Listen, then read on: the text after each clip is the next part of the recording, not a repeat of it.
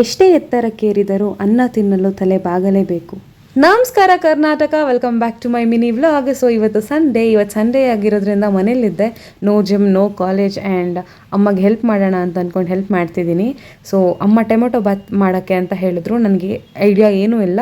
ಅವ್ರು ಏನೇನು ಹಾಕು ಅಂತ ಹೇಳಿದಾರೋ ಅದನ್ನೆಲ್ಲ ಹಾಕಿದ್ದೀನಿ. ಆ್ಯಸ್ ಯೂಶ್ವಲ್ ನಿಮ್ಮ ಮನೇಲೆಲ್ಲ ಯಾವ ಥರ ಮಾಡ್ತಾರೋ ಆ ಥರನೇ ಸೇಮ್ ರೆಸಿಪಿ ಎಲ್ಲ ನನ್ನ ಹತ್ರ ಕೇಳಿಬಿಡಿ, ನಂಗೆ ಗೊತ್ತಿಲ್ಲ. ಆ್ಯಂಡ್ ಪಾತ್ರೆ ತೊಳೆದಾದ್ಮೇಲೆ ಅಷ್ಟೊತ್ತಲ್ಲಿ ನೀನಿ ಹೋಗ್ಬಿಟ್ಟು ಪೂಜೆ ಮಾಡಿದ್ಲು.